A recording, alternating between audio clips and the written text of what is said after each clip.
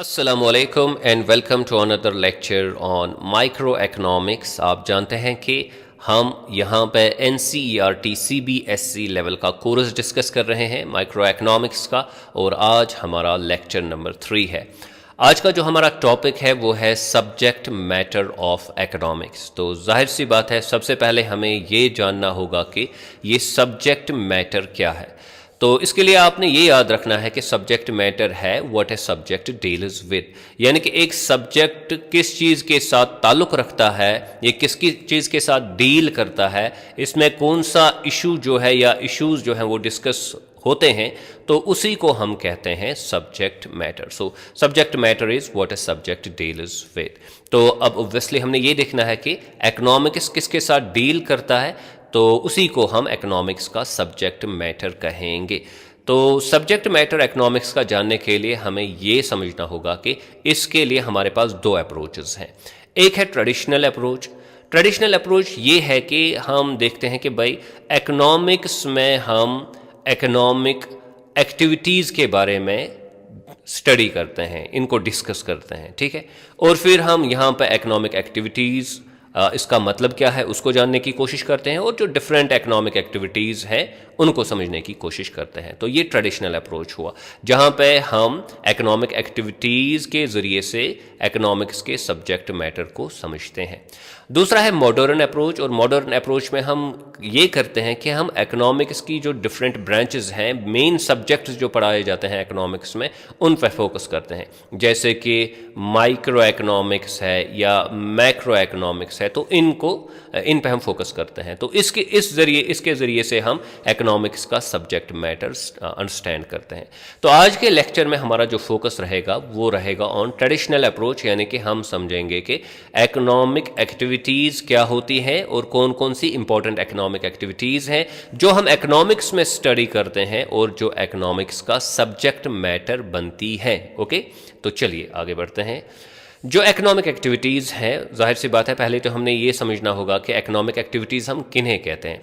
तो इसके लिए भी दो तरीके हैं, इकोनॉमिक एक्टिविटीज़ को समझने के लिए भी दो तरीके हैं।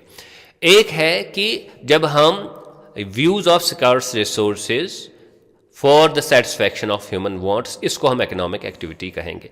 यानी कि जब आपके पास जाहिर सी बात है कि आपने अपनी वांट्स को क्या करना है, सेटिस्फाई करना है, और उसके लिए आपने क्या इस्तेमाल करना है, रिसोर्सेज, और वो रिसोर्सेज स्कार्स हैं। जब कोई भी एक्टिविटी ऐसी होगी जहाँ पे स्कार्स रिसोर्सेज यूज़ हो रहे हैं ताकि आप अपनी वांट्स को सेटिस्फाई करें या सोसाइटी में वांट्स को सेटिस्फाई किया जाए, तो उन एक्टिविटीज़ को हम क्या कहेंगे, उनको हम इकोनॉमिक एक्टिविटीज़ कहेंगे, ठीक है। तो ये एक तरीका है। दूसरा तरीका इकोनॉमिक एक्टिविटीज़ को डिफ़ाइन करने का, डिस्क्राइब करने का जो ज़्यादा फॉर्मल है, वो ये है कि जो भी एक्टिविटीज़ हम करते हैं जहाँ पे हमारा मकसद मॉनेटरी गेन होता है, यानी कि पैसा हासिल करना होता है या प्रॉफिट हासिल करना होता है, या जो एक्टिविटीज़ जो है जिनका कोई प्राइस होगा, मार्केट जहाँ पे इन्वॉल्व होगा, तो उनको हम इकोनॉमिक एक्टिविटीज़ कहेंगे। यानी कि जो भी एक्टिविटीज़ हैं जो हम प्रॉफिट के लिए करेंगे, जो हम मॉनेटरी गेन के लिए करेंगे, पैसे के लिए करेंगे, जो मार्केट मैकेनिज्म के ज़रिए से डिलीवर होती हो, तो उनको हम इकोनॉमिक एक्टिविटीज़ कहेंगे, ठीक है। तो फॉर एग्जांपल आप कारोबार करते हैं तो क्या होता है वहाँ पे आप प्रॉफिट के लिए करते हैं, ठीक है। या आप कोई इन्वेस्टमेंट करते हैं तो आपका मकसद होता है कि मॉनेटरी गेन होना चाहिए। या आप कोई चीज़ खरीदते हैं तो वो तो आप मार्केट से खरीदते हैं, तो मार्केट मैकेनिज्म के ज़रिए से आता है। तो इन सब एक्टिविटीज़ को हम कहेंगे क्या, इकोनॉमिक एक्टिविटीज़, जो प्रॉफिट के लिए हो, मॉनेटरी गेन के लिए हो, या जहाँ पे मार्केट इन्वॉल्व हो रहा हो। ओके, तो अब हम आते हैं इकोनॉमिक एक्टिविटीज़ की जो डिफरेंट बेसिक इकोनॉमिक एक्टिविटीज़ है उन पे। यही चीज़ें हम एक्चुअली इकोनॉमिक्स में फिर स्टडी करते हैं, यही इकोनॉमिक्स का सब्जेक्ट मैटर बनता है। तो जो इकोनॉमिक एक्टिविटीज़ हैं, मेन जो इकोनॉमिक एक्टिविटीज़ हैं, उनमें हमारा प्रोडक्शन आता है, हमारा कंजप्शन आता है, हमारा डिस्ट्रीब्यूशन आता है, हमारा एक्सचेंज आता है, और रिसोर्स एलोकेशन आता है। तो ये 5 इकोनॉमिक एक्टिविटीज़ आप अपने जहन में रखेंगे। इनके ज़रिए से आपके लिए क्लियर हो जाएगा कि इकोनॉमिक जो एक्टिविटीज़ है वो कौन सी है और इकोनॉमिक्स का सब्जेक्ट मैटर क्या है। ये सब चीज़ें आपको समझ आ जाएंगी इनके ज़रिए से। तो एक एक करके इनको थोड़ा बहुत समझने की कोशिश करते हैं। अब ये प्रोडक्शन क्या है?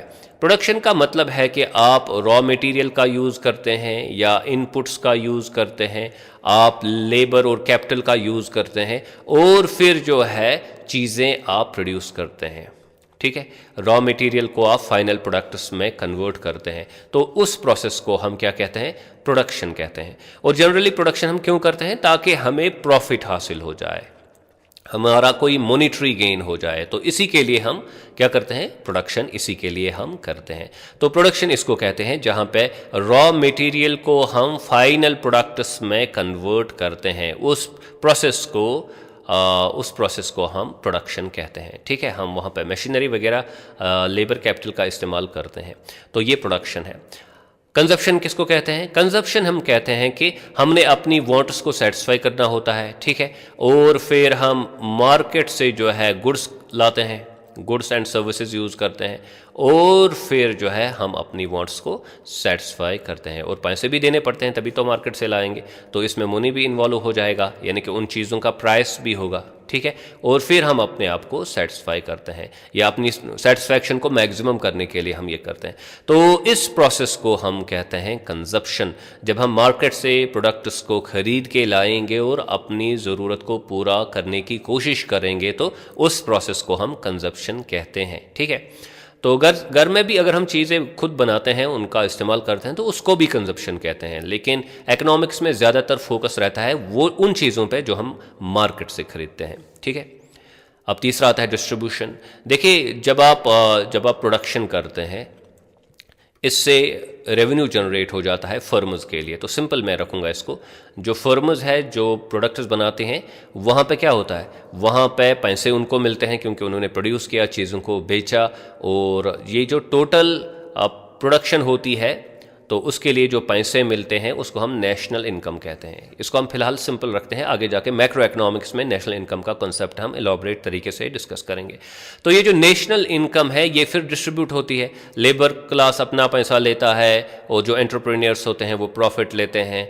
इसी तरह जो ज़मीन वगैरह या बिल्डिंग किसी को देते हैं, वो रेंट हासिल करते हैं। जो पैसा देते हैं ताकि इन्वेस्टमेंट किया जाएगा, उनको जो है इंटरेस्ट मिलता है। ठीक है, तो इस तरीके से डिस्ट्रीब्यूशन होती है।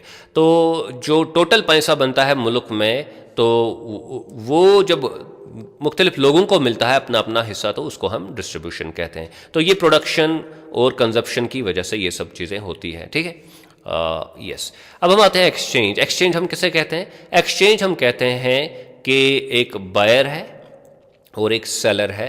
बायर जो है, इसके पास कोई प्रोडक्ट है, और सेलर जो है, बायर के पास प्रोडक्ट है, उसको ये खरीदना है, और उसको ये खरीदना है, और सेलर को ये बेचना है।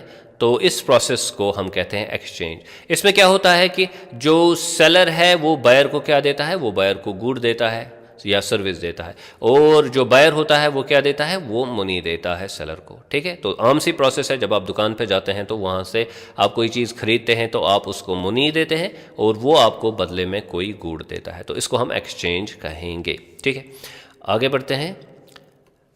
फिर है एलोकेशन ऑफ रिसोर्सेज। देखिए, आपके पास रिसोर्सेज होते हैं इकॉनमी में, ठीक है, और फिर आपके पास काफ़ी सारी वांट्स होती हैं, हाँ, ज़रूरतें होती हैं, नीड्स होती हैं इकॉनमी में। तो आपने फिर ये देखना होता है, फॉर एग्जांपल आपके पास 10 वांट्स है, हाँ, ABCDEF, इसी तरह आपके पास काफ़ी सारी वांट्स हैं। फिर आपने ये देखना होता है कि भाई किस वांट को कितना रिसोर्स यानी कि दिया जाए, ठीक है, या कौन से प्रोडक्शन के लिए कितना रिसोर्स लगाया जाए, तो उसको हम कहते हैं एलोकेशन ऑफ रिसोर्सेज। उसको हम कहते हैं एलोकेशन ऑफ रिसोर्सेज, यानी कि जो हमारे रिसोर्सेज है उनको हम कैसे डिफरेंट एक्टिविटीज़ में डिस्ट्रीब्यूट करेंगे, तो दिस इज़ रिसोर्स एलोकेशन। अब इसके लिए डिफरेंट मैकेनिज्म है, इसमें गवर्नमेंट भी इन्वॉल्व हो सकता है, इसमें मार्केट के ज़रिए से भी ये प्रोसेस हो जाता है, तो वो आगे आप स्टडी करेंगे जब हम इकोनॉमिक सिस्टम स्टडी करेंगे, वहाँ पे रिसोर्स एलोकेशन कैसे होता है वो चीज़ें हम स्टडी करेंगे। लेकिन यहाँ पे हम बस ये समझने की कोशिश करते हैं कि भाई one of the main economic activity activities जो है वो है अलोकेशन ऑफ रिसोर्स और एक बुनियादी इकोनॉमिक एक्टिविटी है।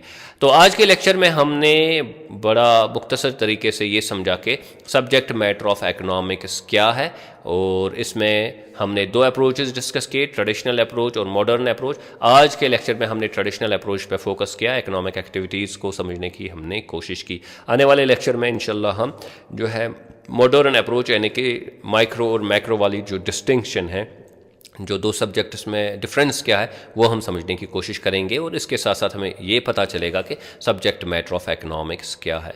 आई होप कि आपने हमारा लेक्चर बड़े अच्छे तरीके से समझा। Do subscribe to my YouTube channel Earnest Economics. Thank you very much.